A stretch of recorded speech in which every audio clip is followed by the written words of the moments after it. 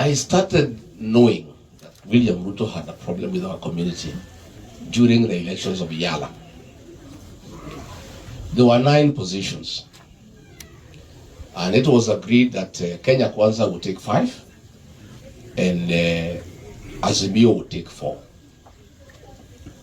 So the 5, we agreed, because we don't want to go to the floor without mpango, to sikizane, so that our 5 candidates, we go and support them to amani.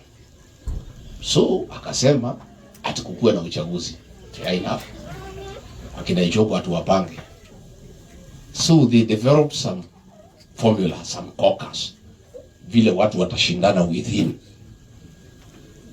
So tukaenda pale Ikulu, Kasongo amekaa hapa, nimekaa hapa. Sasa hiyo tulikuwa tunaelewana. Kama tunacheka hapo, tunakula jogo karanga nini, chukua uzea. So elections ikaanza. There was a lady called Zipora Kering from kwa Kasongo nyumbani. Alipokuwa propose watu ya Mlima, because we had just come from elections and the colleges and our sales were voting the same way, tukamchagua. Watu ya Mlima wakampigia kura akapita. Ikasemekana watu waombe kura kwanza.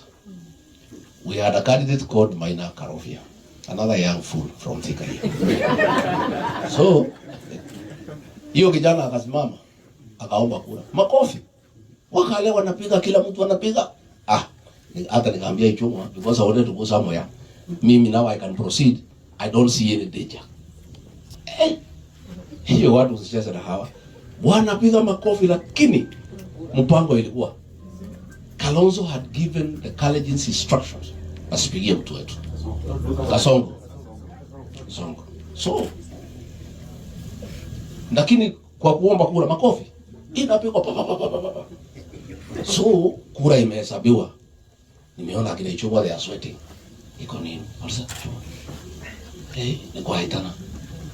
What do you mean? Ati mtu yetu ameanguka. How? The majority of these MPs are Mount Kenya and Kalejin. Ataanguka namna gani? Na tumetoka uchaguzi, tumechagua mtu yao. So Kasongo akaona I'm raising my voice, akaniambia ngoja kidogo. Sasa tulijua, what is this? Oh, Karobia has lost. I said okay, fine. Nikamwambia Kasongo, hii maneno siwezi kubali. It's not possible. Haiwezekani. Akaniambia, but we have done an election, my friend. Na hapa ni chama. This thing has been decided. Sasa nikamuuliza, itakuwaje watu 5 wale wa Kenya Kwanza 5 ati hakuna mtu hata moja ya Mlima? What do I tell my people? Akasema, lakini simekuwa hivyo. Nikamwambia, hapa tumechengwa, na mimi naona wewe you are behind it. Wewe you're accusing me. Nikamwambia, hapana. So